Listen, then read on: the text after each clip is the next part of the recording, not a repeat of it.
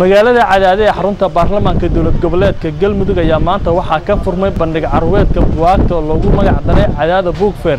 waxaana ka soo qayb galay qorayaal kala duwan oo ka kala yimid gudaha dalka iyo daafaha caalamka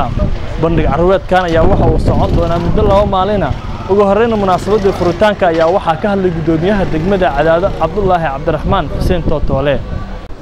deegaamadeennaan oo Cadaade Book Fair wali ma dhicin carwada buugaagta Cadaado waa nasiib wanaag inaan hay'adano gudoomiye ka ah ay ka dhacdo aad iyo aad aan barnaamijkaas dadweynaha waxaan leenahay maanta dadka Soomaaliyeed iyo ummadda iyo caalamka cid kastaba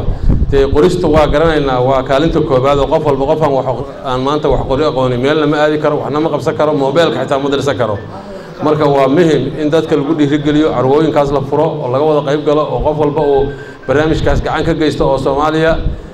annaguna waxaan rajaynaynaa ka maamul ahaan inaan taabageli doono oo aan dhiirigeli doono oo aan barnaamijka hore u sii wadi doono qaar ka mid ah qorayaasha ayaa bandhig carweedka waxa ay ku soo bandhigeen buugaagtii ay qoreen waxayna ka sheekeeyeen marxaladihii kala duwanaa ay soo marsiiyeen qorista buugaagta iyo sidoo kale aragtiyada ay ka lahaayeen xilliga ay qorayeen buugaagta ay hirgeliyeen taale markaan qoray waxaa jiray campaign ama olole la yiraahdo igu sawir oo dawladda markay dhalatay loo qaaday ani dawladda la dhaliilo waxba ma gelin laakiin bulshada mas'uuliyadda ay saaran Cadaade waxa ay ugu dambeysay 10 sano ka hor 24 Oktoobar 2008 haddii markaas la dhihi lahaa waxaa lagu qaban doonaa carwada buugaagta 10 sano kadib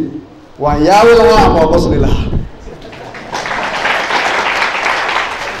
midka ugu horeeyo ah taariikhda dalkayga iyo tusmadayda koowaad oo ka hadlaya guud ahaan taariikhda dalka iyo buuggan oo ka hadlaya maankaab oo loogu talagalay inuu kaabo maskaxda ardayda Soomaaliyeed waxyaabaha igu dhaliyay way farabadan yihiin laakiin waxyaabaha qaar ayaa la wadaagaya Cadaade Book Fair waa madal sanadle ah oo loo aasaasay inay dhiirigeliso akhriska dhaqanka hal abuurka cilmi baarayaasha dhalinyarada soo koraysa maankooda ka buuxaya inay wax cusub ku soo kordhiyaan dadkooda sanadkan halku dhigeenu iyo qoraalkeenu waxa weeye halku dhig ah read to change akhriska wax u bedesho oo ah micnaheedu inaan dhiirigelino akhriska si bulshada reer Cadaade ay ugu soo kordhiyaan wax badan oo hal abuur ah oo kala duwan bulshada qaybaheeda kala duwan ah munaasabadan carwo bandhig buugaadka ee Cadaade lagu qabtay ayaa markii ugu horeysay ee magaalada lagu qabto